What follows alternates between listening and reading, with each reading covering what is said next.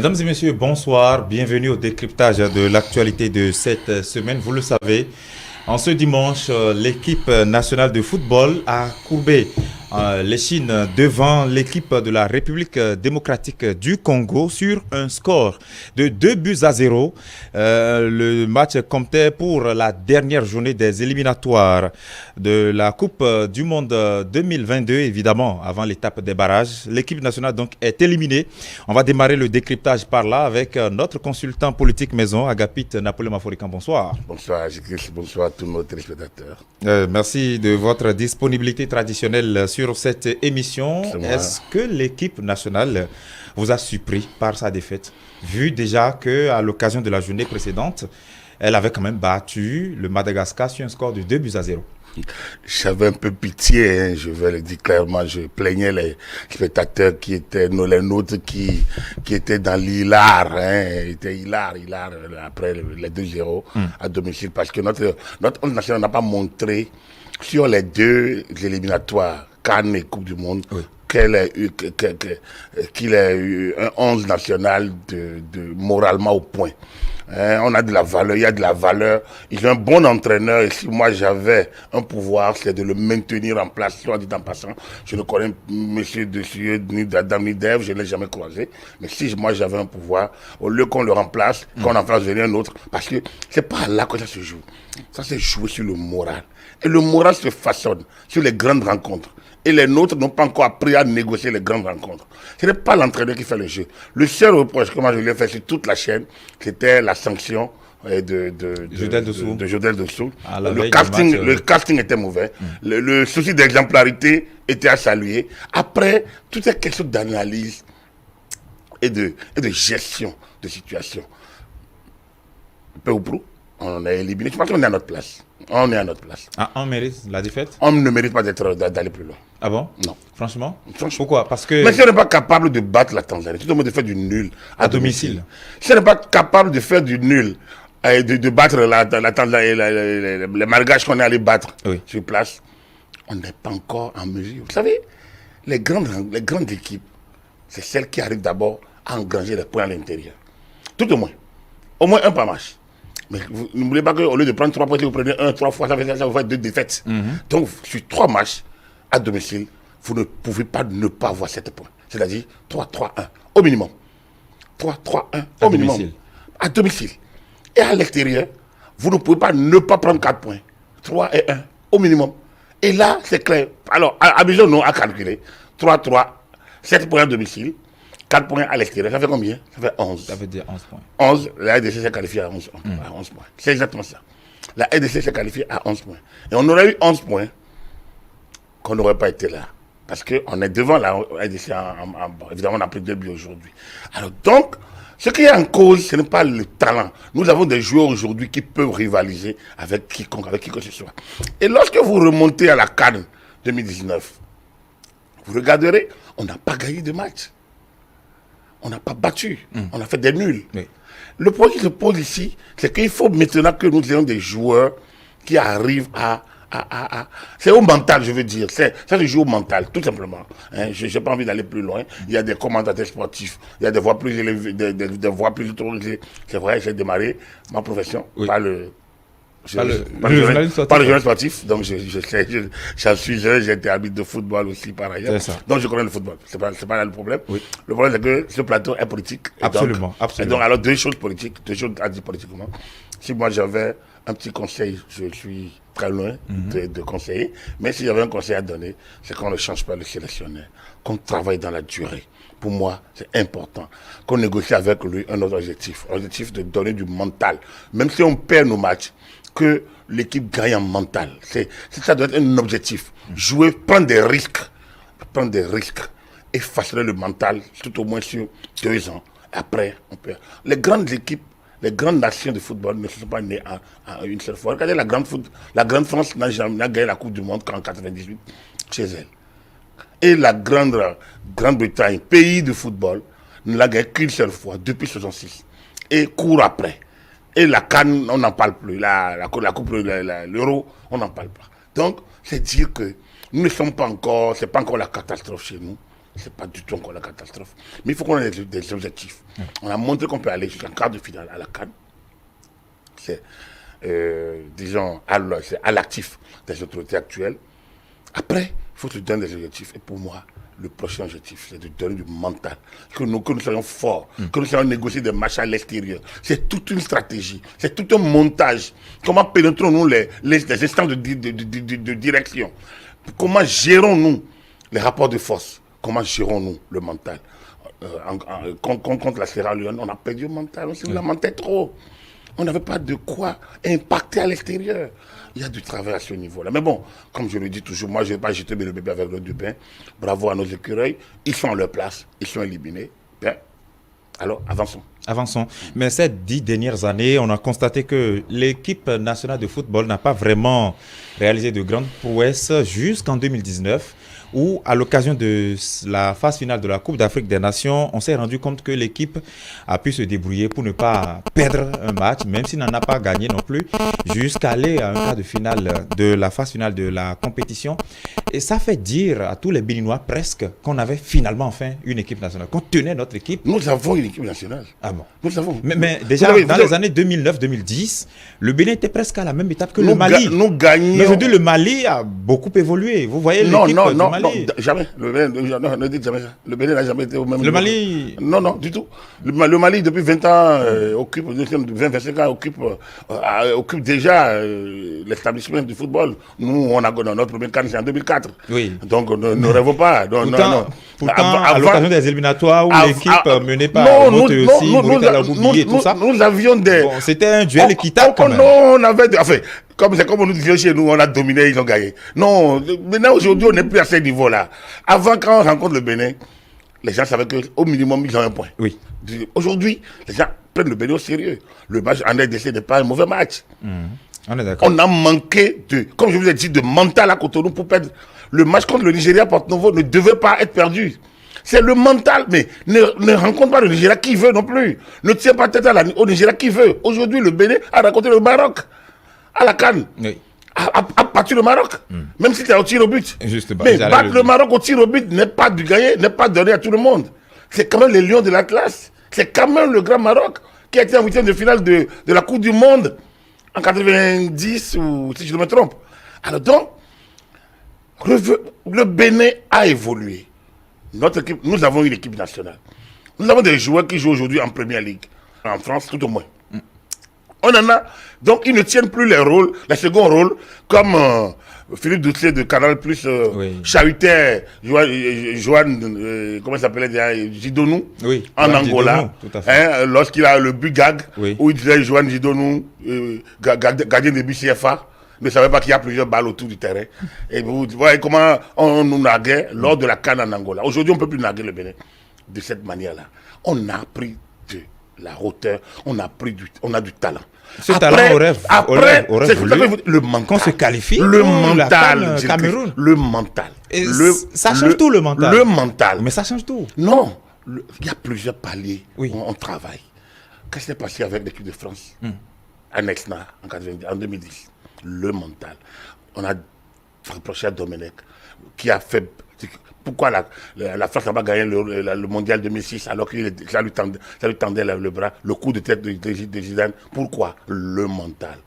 Vous savez, lors des grands, on tient, le gars vous provoque. Donc c'est pour dire que le Bénin nous ne sommes pas à la traîne. Nous devons avoir nos priorités. On a évolué en termes de qualité. Il ne faut pas qu'on puisse... On a eu du sujet en 2002, lors de la CAN Nigeria et Ghana. C'est pas le même... On a pas dit pas tout le match. On était heureux d'avoir fait un nul. On avait un seul point à la CAN. CAN 2010 avec le Mozambique, où ils ont fait 2-2, c'est ça? Non, c'est pas 2010. C'est 2002. Et Nigeria Accra, Nigeria Ghana, co-organisé. Et on a eu qu'un seul point, on était heureux d'avoir eu un point. Mais aujourd'hui, on n'est plus heureux d'avoir. Aujourd'hui, on a 10 points. On est deuxième avec 10 points. L'autre a 11 points. On est éliminé, d'accord. Mais au classement FIFA G-Cris, on a évolué. Oui. Donc, Après, c'est à ces grands rendez-vous sportifs que l'on se sent davantage fier de ses prouesses. Je suis d'accord. Bien. Mais vous pensez que la RDC a attendu d'être au niveau du Bénin? La RDC fait partie depuis 30 ans, depuis 40 ans. Donc, ne nous leurrons pas, ne nous flagellons pas. On a fait du chemin. Mais il y a des matchs qu'on ne devait pas perdre. Ce match, le score avec la RDC est normal. On a fait 1-1 ici et on a été battu chez eux. La RDC, du point de vue talent, qualité, est devant nous. Oui. Donc, du coup, on est à notre place également. On a raté les matchs qu'il ne faut pas rater. 1-1. Et le nul avec le Mandela ici n'était pas normal, mais encore acceptable. Mais alors, la défaite contre la Tanzanie est une faute. C'était une faute, je pense que je l'avais commenté en chronique. C'est une faute. C'est une faute. Ça. Et comme je vous l'ai dit, la sanction à Jodel était inopportune en ce moment-là, en termes de timing. Juste ça, on aurait pu se qualifier, que vous aurez réagi différemment. Oui. Voilà, donc l'équipe est à sa place. L'équipe, elle a du chemin. Il faut que nous travaillions, comme je l'ai dit, le mental. Et si on travaille le mental, il faut que les joueurs, quand ils rentrent, il faut qu'il y ait un préparateur mental qui est différent du sélectionneur. Le sélectionneur, lui, je pense qu'il fait son travail, mais il faut un préparateur psychomental. Il faut travailler la psychologie des joueurs face à des grandes rencontres. Il faut que dans l'adversité... Il faut qu'il se montre décisif. Il faut que dans l'adversité, on sache gagner. Et c'est là qu'on n'est pas encore fort. Voilà. C'est là qu'on n'est pas encore fort. On avait besoin d'un seul point en 6 possibles contre le Nigeria et la Sierra Leone. Et contre Lesotho, d'abord Lesotho, Nigeria, Sierra Leone, il nous fallait un seul match nul. Voilà. On a perdu sur toute l'année. Bon, donc, oui, c'est ça. C'est là. Et on avait l'équipe. Le but nigérien pour nous était évitable. C'est ça que je dis. À la toute dernière minute. La défaite, si on remonte même avant la qualification pour l'Égypte, la défaite en Gambie n'était pas normale. On est d'accord. Et donc, on a entendu même le ministre Homeki le dire à l'époque, qu'il voulait déjà offrir la qualification à l'équipe nationale depuis la Gambie. C'était là qu'il fallait le faire. Donc du coup, il faut qu'on remonte ces moments pour nous rendre compte que c'est pas aujourd'hui. Si on tape sur l'équipe, on jette tout ce qui a été fait, c'est pas bien. Mais au même moment, on n'est pas encore. Tant qu'on ne va pas gérer notre capacité à maîtriser les moments difficiles, à aller au-delà de l'adversité, à vivre, à travailler dans la durée et être fort lorsque l'adversité, en cas d'adversité, on ne peut pas gagner. Vous savez, les vraies batailles se gagnent lorsque vous êtes en face, vous avez le dos au mur. Vous devez montrer de quoi vous êtes capable. Quand cela devient tellement évident, ce n'est pas la peine. Donc, je pense que le Bénin, aujourd'hui, est allé battre la Tanzanie chez elle. C'est quand même pas... Ça montre qu'il est possible de le faire. Alors pourquoi on ne peut pas dire à domicile? Il faut une faute professionnelle. Une faute professionnelle. Voilà. Mais quand est-ce qu'on pourrait finalement avoir notre équipe nationale à une hauteur ou à un niveau vraiment capable de tenir les grands défis? Quand on va travailler dans la durée et sur l'adversité, travailler avec l'adversité. C'est le mental. Oui. C'est le mental. Bon, très bien. Et on espère que tout ira mieux peut-être dans les prochaines années afin que nous ayons une équipe beaucoup peut-être plus linéaire. Pour moi, ce qu'il faut faire pour la prochaine fois, c'est maintenir le sélectionnaire et trouver un préparateur psychologique. Est-ce que ce n'est pas aussi le moment de renouveler l'effectif? Non, l'effectif, ça c'est le sélectionneur qui décide. C'est lui qui... Donc une fois qu'on le maintient, lui, il fait son travail. Il faut qu'il ait plus de moyens pour aller suivre les joueurs. Il faut qu'il puisse avoir les moyens de travailler dans la durée et qu'il y ait un préparateur psychologique, un préparateur du mental et une politique décisionnelle. Peut-être, je ne sais pas à quel niveau la sanction de Jodel doit être décidée. Mais c'est vrai, c'est au sélectionneur de prendre. Mais je pense qu'il y a la gestion stratégique. Et ça a manqué à ce moment-là. Ça a manqué à ce moment. On va parler maintenant culture, si vous le voulez, avec le retour au pays de 26 des trésors royaux d'Abomey, qui avait été pillé il y a 129 ans. Ça a été effectif, effectivement, le mercredi 10 novembre 2021. On a couvert cette actualité en synchronisation avec la télévision nationale. Agapit Napoléon Maforican, la question je est de savoir si tout ça constitue une prouesse réalisée par Patrice Talon. Est-ce que c'est une prouesse qu'il a accomplie? Oui, mais c'est naturel. J'ai déjà le commenter sur la chronique. Mais que dites-vous de ceux qui pensent qu'il s'arroge alors un combat qui a été mené depuis bien longtemps? C'est leur droit, mais c'est lui qui a gagné le combat. Voilà. C'est leur droit de penser, mais c'est lui qui a gagné le combat. Et donc, l'histoire retiendra que Macron et lui ont gagné ce combat. Un certain 20, un certain 10, hein, oui, 9, oui. 9 D'abord 10, le 9 à Paris, un certain 9, 10, 9 novembre. Et ces échanges entre eux, cette synergie, cette accolade en pleine Covid, c'est des moments forts.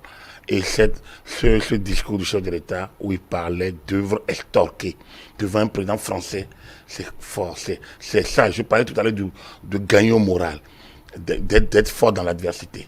Lorsque vous voyez un président d'un petit pays africain devant l'une des puissances mondiales et en le fixant au regard, dire que ces œuvres extorquées par le colon. Je pense que ce mot extorqué, ça m'a donné la chair de c'est un mot très fort. Et ça montre que la puissance des forces de Patrice Talon, la force de caractère, je pense que nous avons la chance d'avoir un président qui a une valeur mondiale. Je pense qu'il peut faire n'importe quelle... La preuve, c'est en France qu'il a parlé des aides de compétences. Il n'a pas besoin d'argent, il a besoin de valeurs, de ressources. Donc, à chaque étape, il s'est sorti il s'est affirmer ce que veut le Bénin, ce qu'attend le Bénin, et non ce que les autres veulent entendre du Bénin. Et donc, je pense que c'est une victoire pour lui. Mais c'est une victoire pour le Bénin, puisque, comme vous l'avez dit, ce n'est pas lui qui a démarré. Il a dit d'ailleurs que depuis 1965, ça avait commencé. Donc, il ne s'est pas arrogé. Mais il ne peut pas ne pas prendre les lauriers de ce combat. Et ces lauriers, ce qui est intéressant dans ça, il est au second mandat. Donc, ces lauriers ne peuvent pas aller plus loin que de rentrer dans l'histoire. Voilà. Donc, mais est-ce que ça répond d'un calcul politique de part et d'autre?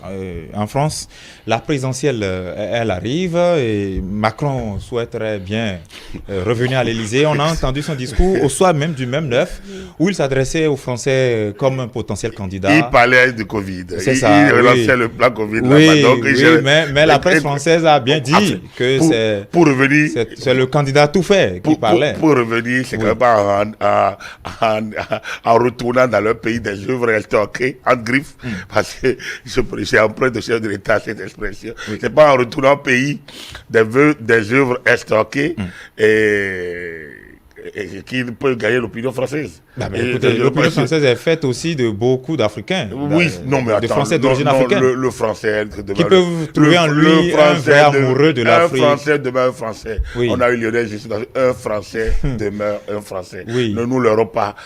Emmanuel Macron est français. Oui. Celui qui va les lire, le peuple qui va les lire en 2022 est un Français.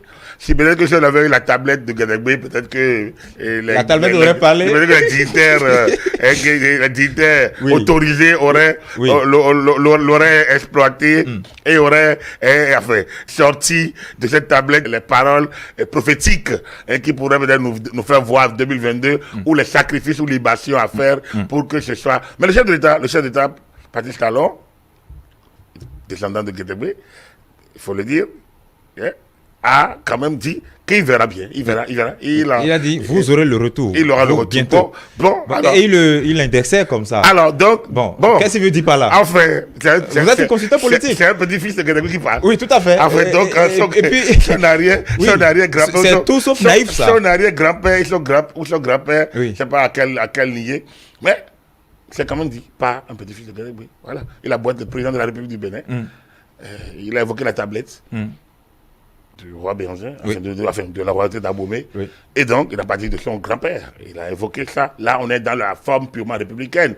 Alors, bien après, il a un descendant. Et donc, le descendant, il peut évoquer il lui prédit les retours prochainement. Voilà. Donc, pourquoi les bénéfices prochainement. Peut-être qu'il a quelques talents de prédiction. Donc ça en dit long sur peut-être la posture psychologique actuelle de Macron alors, ou ses intentions peut-être. Non. Parce que les deux hommes ont échangé en tête à tête aussi, ne l'oublions pas. Écoutez bien, Macron n'a pas besoin du phare de Bénin. Il y a ce sentiment anti-français qui règne dans certains pays, dans la plupart des anciennes colonies. Ne tombez pas trop dans... Non, Macron n'a pas besoin du phare du Bénin pour pouvoir prendre le pouvoir. Il n'en avait pas eu besoin d'ailleurs quand c'était plus difficile en 2017. Je ne pense pas que ce soit en 2022 qu'il en a vraiment besoin. Non, c'est l'histoire qui se traçait. Je pense que les échanges étaient plus cordiaux que divinatoires. Je pense que le chef d'État était ému. Il était d'autant plus ému. Nous étions émus. Moi, comme je le dis toujours, je ne suis pas un adepte des sculptures, des vestiges. Je suis un féru de l'histoire dynamique, mais pas celui Qui s'accroche aux reliques. Les reliques sont pas, les reliques sont pas très liées à l'histoire, oui, mais pris isolément, pas grand chose à faire. Je vais rarement visiter des musées où on me dit tel ouvrage a été fait à telle année, ça s'est fait par telle personne, ça c'est la cuillère utilisée par tel roi. Vraiment, ça me dit pas moi. Mais je sais qu'il y a des gens qui font des rangs, des heures durant pour aller le voir. Et je sais que des pays font de la richesse, ils font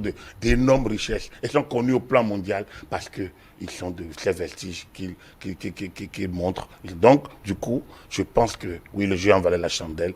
Le président Talon a marqué un gros point. Oui. Je pense qu'il est entré dans l'histoire de cette manière, tout comme le président Macron.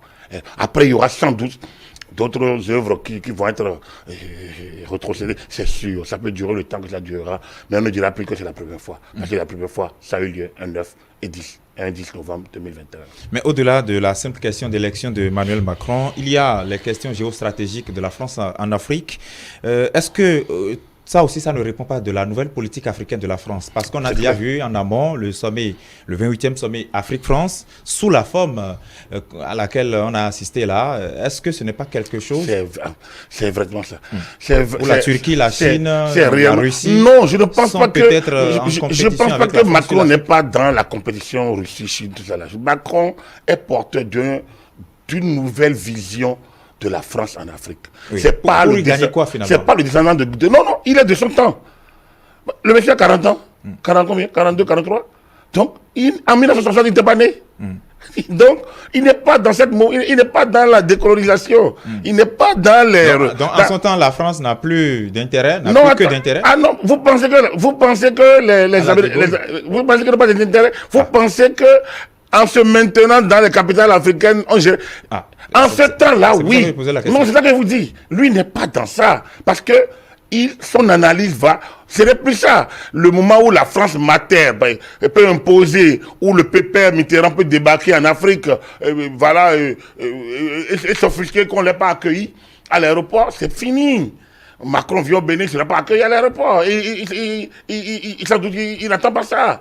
Il y a une dynamique aujourd'hui. Il est allé à Ouaga. Il a parlé de la nouvelle vision de la France. Et il venait juste de prendre le pouvoir. Donc, je vous dis, le discours de Macron. Oui, mais la forme peut changer. Le discours de Macron à Ouaga m'a plus pêché moi que celui de Obama à Accra. Attention. Oui, la forme peut changer et le contenu ou le fond sera le même. Moi j'analyse. C'est pas une... Parce que mille chemins peuvent mener au même résultat. Il n'y a pas un monsieur Afrique dynamique à l'Élysée. C'est déjà ça. C'est non seulement ça. Lorsque, regardez, on a critiqué Macron entre le Tchad et le Mali. Oui. On dit non, les intérêts français sont au Tchad. Peut-être relativement moins au Mali. Il ne prend pas de risques au Mali. Écoutez, à l'Afghanistan, on en est où? Ils ont pris des risques. Il y a eu beaucoup de... On est revenu au point mort, 20 ans après. Analysez. Moi, je pense que Macron est porteur de notre vision de la France. Pas qu'en Afrique, dans le monde. Il a accueilli Donald Trump avec Fast, au moment où il n'était pas bienvenu en Europe. Oui, bien sûr. Et pourtant, le gars, quand il a quitté la France, il était plutôt sidéré. Macron est une autre lecture de la géopolitique, non seulement en Europe, mais au niveau mondial. Macron, c'est la France des temps nouveaux, une nouvelle vision et les intérêts français. Macron regarde le Mozambique, Macron regarde l'Angola, Macron regarde le Nigeria, le Ghana. Il ne dit pas que le Bénin n'existe pas. Il ne dit pas que le Gabon n'existe pas. Il a accueilli. Il a reçu. Oui. Donc, il ne dit pas que ça n'existe pas. Il gère. Sinon, ce qui se passe en Côte d'Ivoire, ce qui se passe au Mali, la France aurait fait de grands discours dithyrambiques pour montrer la démocratie, tout ça là. Macron s'inscrit dans une dynamique mondiale. Les organisations jouent leur rôle et la France joue ses intérêts. Donc, pour moi, je suis totalement en phase avec cette politique. Mais est-ce que vous ne tombez pas dans le piège de sa diplomatie, sa nouvelle diplomatie? La relation mondiale, c'est la diplomatie. Parce que là, si vous dites nouvelle vision, etc., et qu'il fait le sommet Afrique-France, sous prétexte de vouloir... C'est ce que vous voulez dire, sous prétexte de vouloir donner la parole aux jeunes Africains, leur permettre de se libérer, de porter la parole que peut-être les chefs d'État ne pouvaient pas porter. Après tout, il n'en demeure pas moins que ce sont ses propres cadres qui aient choisi ces jeunes-là. Non, c'est Achille Bembe. Il n'a pas envoyé des lettres aux États pour dire envoyez-nous des jeunes. Achille Bembe qui a travaillé, c'est un franco, c'est camerounais, c'est vrai, mais c'était vraiment un Africain aussi. Oui. Donc du coup, et puis, vous reprochez quoi à ces jeunes-là? Il faut bien que des gens choisissent. C'est des jeunes qui parlent français. C'est pas des Français. Il y a le Sénégalais qui disait, vous vous souvenez, celui qui lui a demandé de demander pardon là pour Oui, bien sûr. Le Sénégalais disait, oui. On s'est vu le mardi, vous nous avez demandé d'être francs, on va l'être. Très bien. Alors, le simple fait qu'il les ait rencontrés avant le sommet, est-ce que ça n'en dit pas long? Mais le gars dit, au moins il a dit... Qu'il leur ait donné une ligne. Non, en brief, non, il les a mis à l'aise parce qu'on ne rencontre pas le président français qui veut. Là où vous êtes, là, vous mettez devant, même Talon dont vous avez parlé, vous mettez devant lui tout de suite, vous serez ému. C'est le chef de l'État. Alors, le président français, c'est encore grand. Donc, et que ces jeunes qui n'ont pas cette habitude, c'est normal qu'ils les mettent là. Mais c'est heureux qu'on ait entendu le jeune dire, oui, vous nous avez dit d'être franc, de ne pas être complexé. C'est cela. Je pense qu'il ne faut pas rester nécessairement sur la défensive. Il faut éviter d'être naïf. Je suis d'accord avec vous. Très bien. Mais il ne faut pas rester sur la défensive non plus. Ce qui est évident, c'est que nos pays doivent prendre des risques comme Patrice Talon le prend aujourd'hui. Il n'attend pas la France. Patrice Talon ne prend pas des directives de la France. Les gens écrivent à la France pour dire la démocratie venez en danger, venez intervenir, faire ce façon, bloquer tout. Il a continué. Il rencontre Macron quand il faut le faire. Il ne va pas demander venez aider mon pays à organiser les élections. Nous avons organisé les élections avec les ressources nationales. Il ne dit pas venez m'aider à gérer Covid. On est dans l'opération COVAX. Il ne dit pas venez m'aider. Donc, quand vous êtes dans cette dynamique, prenez votre part. Nous, le Bénin, l'Afrique, on ne peut pas attendre. Qu'importe la politique française. C'est la politique de la France. Moi, je ne suis pas français. Mais... Donc, ce que fait Macron, il le fait pour les Français. Moi, je regarde ce que fait mon président, mon pays, la sous-région, la CEDEAO. Voilà ce qui me concerne. Donc, la politique française est la politique de la France. Et c'est les intérêts de la France. Moi, je ne peux pas m'énerver que la France ait des rapports particuliers avec le Togo. Avec le Nigeria, avec le Burkina. C'est son problème, c'est sa politique, c'est ses intérêts. Et nous donc, comment nous nous positionnons au niveau international, au niveau sous-régional, c'est là la question. Et donc, moi, Macron n'est pas le point d'ancrage de mes réflexions. C'est le Bénin, c'est Patrice Talon, c'est ce que nous faisons au niveau international. Et vous l'avez dit, depuis 5 ans, le Bénin se repositionne stratégiquement. Notre voix passe, il n'y a rien à dire là-dessus.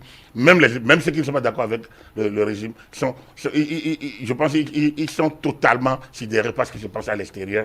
Je pense qu'on doit partir de cette dynamique pour nous implanter encore plus. Le Bénin vient d'être élu au Conseil de sécurité des Nations Unies. Et au Conseil des droits de l'homme des Nations Unies. Mieux élu que tous les autres États africains. Mieux élu que tous les autres États africains. De quoi nous parlons?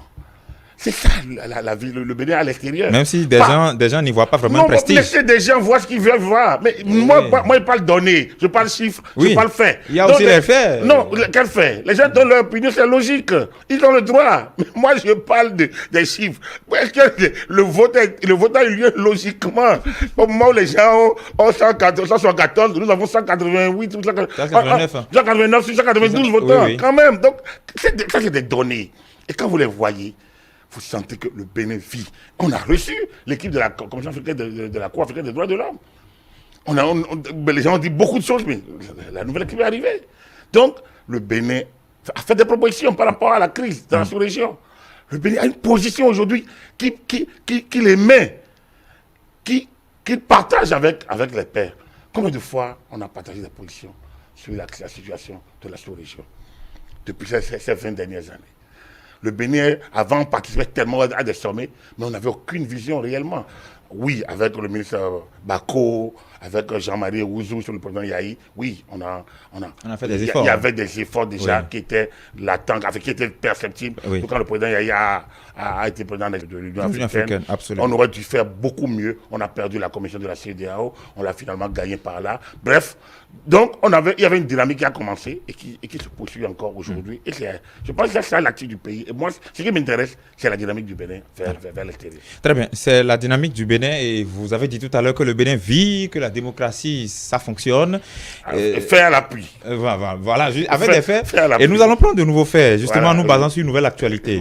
Il se fait que l'ordre des avocats du Bénin, les avocats sont montés au créneau, vous les avez suivis, ils ont estimé que l'un de leurs enfin, l'un des leurs a été arrêté, et ceci de façon arbitraire, j'emploie leur terme. Et ils ont estimé que ce faisant, ils s'estiment en danger parce qu'ils ne peuvent plus aller exercer leurs fonctions normalement, selon eux. Mais on sait que le procureur spécial près la Cour de répression des infractions économiques et de terrorisme est monté au créneau et a donné sa version des faits. Mais ce qui m'importe, est-ce qu'aujourd'hui, si on ajoute à cela ce qu'on entendait déjà, on a entendu certains juges dire que, ou un juge particulièrement dire qu'il n'était pas libre à la même criette, est-ce que ça ne fait pas un peu de trop qui finalement montre que peut-être notre appareil judiciaire n'est pas libre? Vous savez, il y a beaucoup d'idées dans votre question. D'abord, la question de la liberté, elle est relative. Là où l'homme intervient, tout est relatif. Moi, je ne crois à la liberté de rien. Je crois à la capacité de l'homme de se surpasser parfois. Mais je ne crois pas. C'est des hommes. Nous avons parlé de Bénin tout à l'heure. Le penalty. On peut en dire beaucoup. J'ai été arbitre de football, même à un niveau plus bas, arbitre de ligue, aspirant fédéral, au niveau national. Donc, pas au grand niveau, mais même au bas niveau. J'ai suivi des matchs de championnat scolaire. Parfois, vous prenez la décision. L'arbitre ne regarde pas le ralenti. Aujourd'hui, au moins, il y a la VAR. Même malgré la VAR, il y a toujours des débats. Absolument. Donc, c'est là où l'homme intervient. Il y a toujours des interprétations. Donc, première chose, la question de la liberté, elle est relative. Elle est d'autant plus relative que moi, je me fais ma devise, La Fontaine, dans cette fable puissante, les animaux malades de la peste, où très jeune, en découvrant cette fable, je me suis déjà donné une raison. Selon que vous soyez puissant ou misérable, les jugements de la cour vous feront blanc ou noir. Ça, c'est dans les animaux malades de la peste de La Fontaine, 17e siècle. Oui, mais l'adopter aujourd'hui... C'est moi, mon principe à moi. C'est très grave de dire non, que non, c'est non, une non. norme. C'est très grave. Comment c'est grave? Vous rentrez dans la conscience de l'homme. Vous, Jésus-Christ, lorsque vous êtes juge, et vous êtes devant une situation où vous avez déjà des antécédents avec la personne, quelle est votre capacité de vous surpasser pour pouvoir... Lorsque vous avez votre carrière en jeu, quelle est votre capacité de vous surpasser pour pouvoir faire une justice équitable? Et quelle est l'équitabilité de la justice? C'est pour ça que tout le monde n'est pas magistrat. Et qui est l'équitabilité de la... Le magistrat n'est pas un surhomme. Il a une tête, une conscience comme vous. Tout comme l'arbitre de football. Tout comme le lion. Tout comme les renards, les tigres. Tout comme l'âne, le pauvre. Donc, c'est exactement ça. C'est-à-dire que celui qui est prédestiné à dire la loi, il faut prier pour lui. Comme celui qui est prédestiné à représenter l'État partout. Il faut prier pour lui. Il faut prier pour lui parce que, je me rappelle le ministre Gérontin Gossou, il était ministre de réforme portuaire à l'époque. Lorsqu'il y a eu affaire de corruption, on a chassé des gens du port, machin, tout ça là. Vous vous rappelez l'histoire, je ne sais pas si vous vous rappelez l'histoire. Bon, c'était une déclaration fracassante. Et le ministre Gossou, il a dit, bon, vous savez, parce que son directeur de cabinet était un peu impliqué à l'époque, tout ça, tout. Et il dit, vous savez, nous qui sommes chargés des affaires publiques, nous sommes exposés tous les jours que Dieu fait. Parce qu'on ne sait pas à quel moment on peut tomber dedans. Et à tout moment, on peut nous montrer que telle décision prise est entachée. Alors qu'au moment où vous prenez la décision, vous pensez que c'est tellement droit, c'est tellement normal. Vous savez, le juge n'est que ça. Donc, la question de la liberté, voilà pour moi, ma religion, ma forican, je n'ai pas dit que je partage avec vous, que vous devez partager. Ça, c'est le premier. Très bien. Le deuxième, c'est qu'il faut bien des gens pour le faire. Et c'est là le fond. Troisième, vous avez parlé de la criette. Mais ici, ici on parle de la police judiciaire. On parle de zones à ne pas franchir. On parle donc d'agents publics en mission et qui vous donnent des ordres et vous devez respecter. On parle de discipline. On parle de respect des institutions des forces de la République. Dans le cas d'espèce, j'ai déjà récité, j'ai déjà rappelé un cas qui s'est passé avec un journaliste, un confrère, Feu Robert Amégan, Golf FM, 98, 1er août, où, en couverture des fêtes de 1er août, il a franchi un niveau qu'il ne devait pas franchir. La police lui a dit non, on ne va pas, on l'a molesté. Il a été battu. On lui a pris ses équipements de travail. Alors, le lieu des journalistes de la presse privée du Bénin a protesté. On a marché. On a dénoncé le commissaire à l'époque. Nous sommes allés jusqu'au ministère de l'Intérieur. Mais on a saisi la Cour constitutionnelle. Mais la Cour a donné raison à la police sur le niveau où la personne en question ne peut pas, je vais vous trouver la décision, ne peut pas outrepasser une décision de la défense de police. Parce qu'en ce moment-là, c'est eux qui ont autorité de police en ce moment Et on doit respecter la sécurité. En tout cas, c'est une obligation pour tous de respecter en ce moment-là les ordres, les injonctions, quitte à dénoncer d'éventuels abus. Mais quand vous ne respectez pas, si la personne, si elle laisse, et une situation arrive, c'est l'agent qui est mis en cause. Donc du coup, lui défend son travail. Et c'est là toute la discipline dont les corps doivent être investis. Ça, c'est en la matière, on n'est pas encore à la criette. Donc, la police a réagi. Le procureur a été saisi. Il y avait une situation en cours. Le procureur explique, ils ont fini d'abord de régler la situation en cours. Ça, c'est une nouvelle situation. Il ne va quand même pas arrêter tout pour régler parce que c'est un avocat, un corps d'élite, un corps important, un corps utile dans la gestion, dans la chaîne judiciaire. Mais il ne peut pas l'arrêter non plus pour aller gérer ça. Donc, il a fini et il a géré. Donc, vu ainsi, moi, je pense que quand vous regardez les faits relatés ici et là, de vous à moi, est-ce qu'il n'y a pas des voies de recours? Il y a des voies de recours.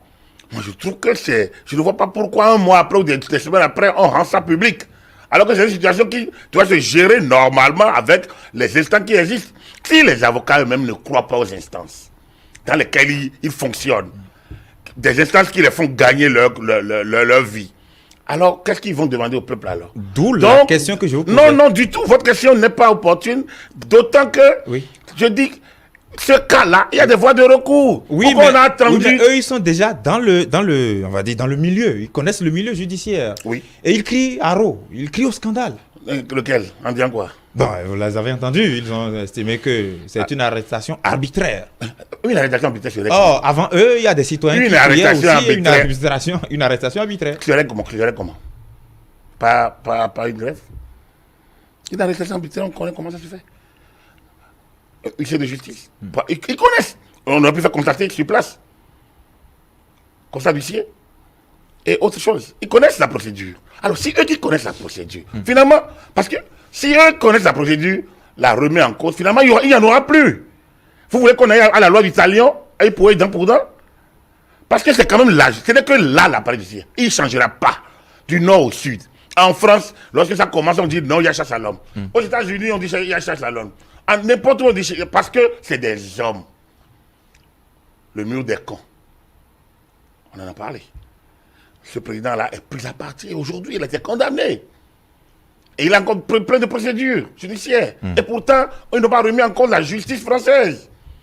Elle fonctionne. Le ministre de la Justice, quand il a été nommé, celui qui est là aujourd'hui, mais qu'est-ce qu'on n'a pas dit contre lui? Il est là. Mais dans quel pays il n'y a pas de débat sur la justice? Mais lorsque des corps auxiliaires se remettent en cause ainsi l'honorabilité de la chaîne, ça pose un problème de discipline. Et moi, ça pose un problème de vision. Où allons-nous comme ça? Moi, je ne peux pas donner raison à quelqu'un. Il a les voix pour lui donner raison. Je ne suis pas impliqué pour donner raison à qui ou à ça. Moi, il y a des voix, mais moi, de ma position, j'estime qu'il y a des voix pour ça. S'il y a abus, je vous ai parlé du cas de 98. Les journalistes, nous, on n'a pas... On pourrait faire grève aussi. Ça, c'est un fait. Mais on est allé à la voie de recours. On a eu la décision. On n'était pas content. Mais au moins, ça a nourri le droit. Et nous, on ne peut pas nous appuyer sur le droit, notre droit, malgré ses forces, malgré ses faiblesses. Si on ne peut pas s'appuyer là-dessus, on va vivre dans une cour où la loi du talion, dans un pays où la loi du talion sera la règle, et ni vous ni moi, on ne sera plus en sécurité. Alors, pourquoi ne pas nous contenter de cette justice, des hommes, avec ses forces et ses faiblesses, et avancer? Est-ce que ce n'est pas le manque de confiance qui explique le fait qu'eux, ils n'aient pas voulu faire ces recours? Non, c'est pas manque de confiance. Moi, je pense que le manque de confiance, chacun utilise le manque une erreur de stratégie, chacun utilise le manque de confiance quand il a envie de l'utiliser. Et l'utiliser quand, je vous dis, ils prennent des honoraires dans la chaîne judiciaire. Ils sont payés pour faire le travail. Alors, ça veut dire que si je vous suis, ça veut dire qu'ils abusent de la population, sachant qu'il n'y a rien en bas. Et pourtant, ils prennent les sous. Moi, je ne vous suis pas. Je ne vous suis pas là. Je ne suis pas d'accord avec vous. C'est votre lecture des choses. Moi, j'estime simplement que en la matière, ils ont mal joué. Ils ont mal joué. Ils se sont rabattu sur la dernière des armes, la grève. À mon avis, qu'ils dénoncent est normal. Qu'ils ne soient pas d'accord est normal. Mais qu'ils utilisent la grève, l'arme de la grève tout de suite, à mon avis, c'est un peu abusif. À mon avis, oui. Je ne suis pas bon, l'ordre est tout puissant, est tout autorisé à faire ce qu'il fait. Moi, je ne suis pas là pour le juger. Je donne mon avis, comme eux-mêmes s'autorisent des avis sur d'autres corps. Donc, je donne aussi mon avis. J'estime qu'ils ont utilisé une arme qu'il fallait. Et c'est là que la limitation de grève, là, ça revient encore à dire que, au moins, s'il n'y a pas une arme qui discipline, on va trop facilement vers ces gens d'armes qui bloquent. Qu'est-ce que le contribuable a, le justiciable, qu'est-ce qu'il a à faire avec une situation entre nobles? Quand on dit noble, la police judiciaire, le procureur, les avocats, c'est les nobles de la société. Puis la police débat, comme je l'ai dit, vous avez beau être n'importe qui, on vous dit suivez-moi, vous n'avez pas le choix, vous suivez. D'abord, l'avocat, dès que le gars dit suivez-moi, le premier auquel vous pensez c'est un avocat. Et qui, devant qui on vous l'amène, le procureur, ou son substitut, ou un commissaire, un officier de police judiciaire.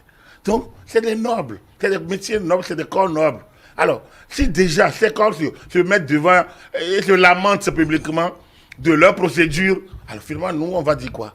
Je pense qu'il y a quelque chose qui a mal tourné et il est important. Les gens ont dit, bon, on aurait aimé entendre la police, oui, moi-même. Mais après, je me dis, bon, peut-être pourquoi, quand le procureur a parlé, c'est mieux que la police n'en rajoute point. Et donc, qu'ils essayent de trouver les solutions à leurs problèmes. Et qu'il peut avoir. C'est normal qu'il y ait entre la police et les magistrats. De temps en temps, ça choque. Mais ces choses-là doivent être réglées au sommet, entre leurs associations, à des niveaux donnés. Parce que s'ils se lamentent publiquement, oui. Au moins en utilisant des formules très fortes, des invectives, oui. Des menaces, je pense qu'ils fragilisent la chaîne, ils fragilisent l'appareil. Ils vont faire dire ce que vous dites là. Et en se disant, c'est eux-mêmes, ils se fragilisent eux-mêmes parce qu'ils sont de la chaîne. Ils ne peuvent pas s'extirper de la chaîne. Ils en sont, ils font leur vie, leur carrière là-dedans. Ils ne peuvent pas scier l'arbre sur lequel ils sont assis. Ce n'est pas normal. Il y a certains qui se posent une question. Si c'était d'autres personnes qu'on avait peut-être arrêtées dans les mêmes conditions, il est fort probable que les avocats ne feraient aucune sortie, n'iraient pas en grève. Et ça pourrait peut-être aussi remettre en débat encore certains faits. Il y a quelques temps, des gens ont été interpellés dans le cadre de telle ou telle affaire liée aux violences électorales dans telle ou telle région du pays. Mais aussi, on sait que dans le cadre de certaines enquêtes, il y a aussi des confrères ou des activistes sur les réseaux sociaux qu'on va chercher d'abord pour pouvoir leur poser des questions. Et déjà, il y avait des voix qui s'élevaient, qui disaient qu'on arrêtait des gens dans le pays, qu'on kidnappait, j'emploie ce terme, qu'on entendu à foison.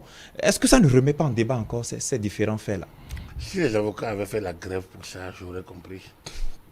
Si leur grève était le dysfonctionnement de la chaîne judiciaire, j'aurais pu comprendre. Ici, ils se battent pour un des leurs, qui plus est dans une procédure dans laquelle il y a litige. Ils ne s'entendent pas.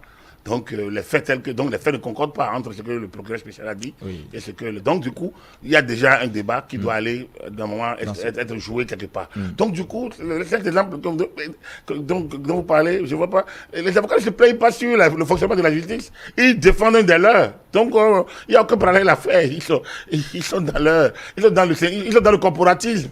Ils sont dans leur syndicalisme à eux, ils défendent des leurs, c'est leur droit. Mais après, comme je le dis, ils utilisent une méthode qui peut se retourner contre eux. Enfin, c'est tout, parce que si c'est tant qu'ils ont la chaîne est malade, ils auraient pu dénoncer toute la chaîne. Jusqu'à présent, ils n'ont rien dit sur la chaîne. Ils n'ont rien dit. Donc, pourquoi vous voulez défoncer une porte dont personne n'a besoin?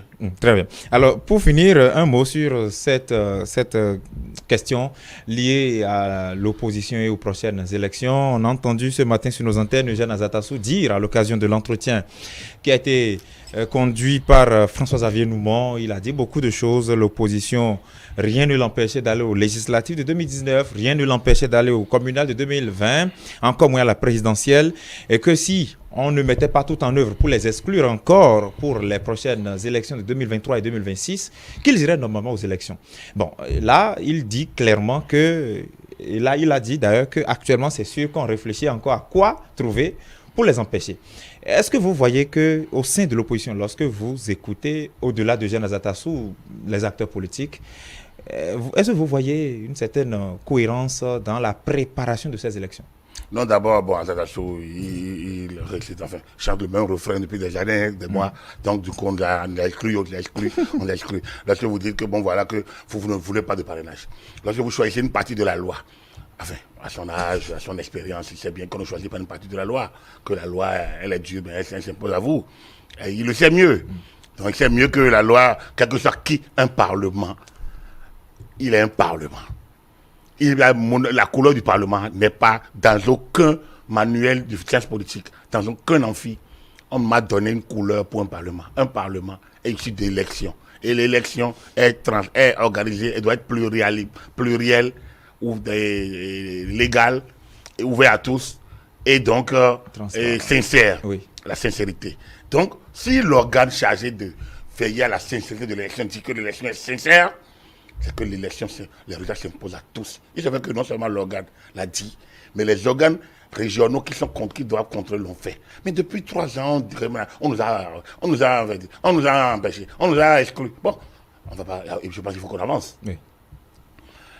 Depuis la fin de la présidentielle, vous avez vu derrière le premier meeting des démocrates, ils ont tenté tout récemment de faire une petite sortie façon. Oui. Bon.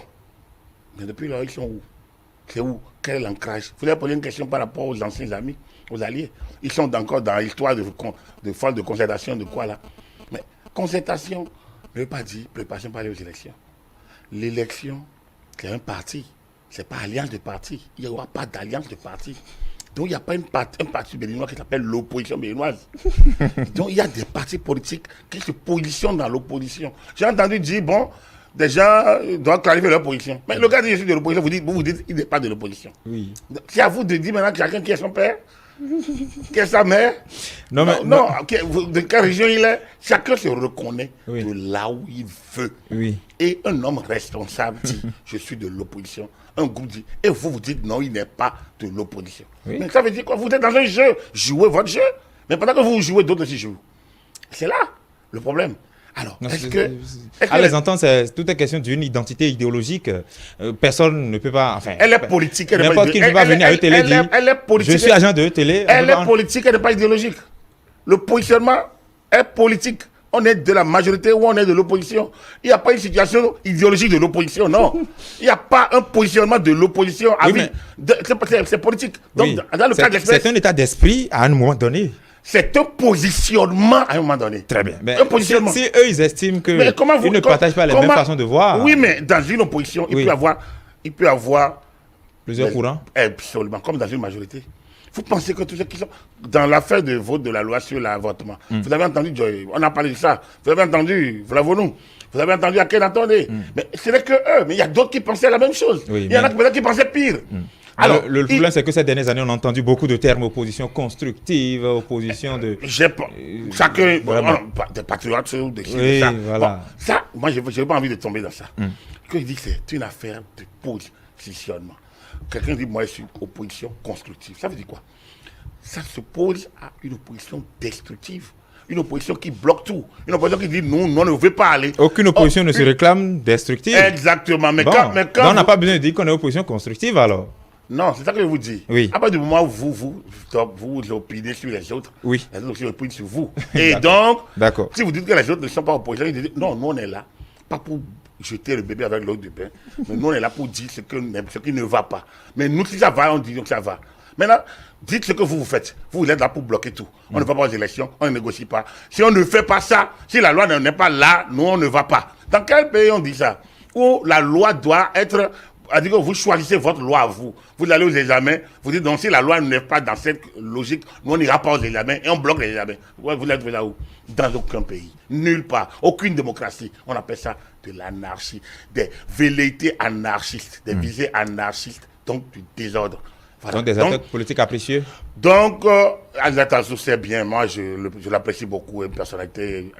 Enfin, moi, j'aime l'écouter parce qu'il est free au moins. Lui, il se prête bien au jeu. Il s'est bien prêté au jeu. Je pense que personne ne les bloque. Ils n'ont qu'à faire de la paix dans leur camp. Gérer la stratégie. et aller aux élections. Là où je suis, là où je les vois, là, ils ne sont pas encore prêts. Il faut qu'ils soient plutôt encore prêts parce que dans la nouvelle... Il faut qu'ils s'approprient les nouvelles lois. Et elles sont là maintenant depuis 3 ans, 2 ans, 3 ans. Il faut qu'ils se les approprient et qu'ils travaillent vraiment pour y aller. Je ne pense pas que quelqu'un veut les bloquer. S'ils avaient sollicité réellement et régulièrement le parrainage, au lieu de tenter de débaucher les gens, de les inviter à Lomé, au même moment de tenir de double langage, ils auraient pu peut-être avoir les 16 parrainages. Ils n'ont pas eu parce qu'ils ont voulu jouer plus retors que le renard. Et ils se sont fait apprendre à leur propre jeu.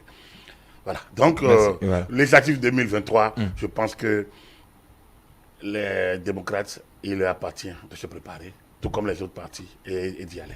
Voilà, c'était donc là le mot de la fin de cette émission. Merci Agapit Napoléon Mafolican. C'est un plaisir pour moi. Vous êtes consultant politique de ETélé. Merci à vous également de nous avoir suivis.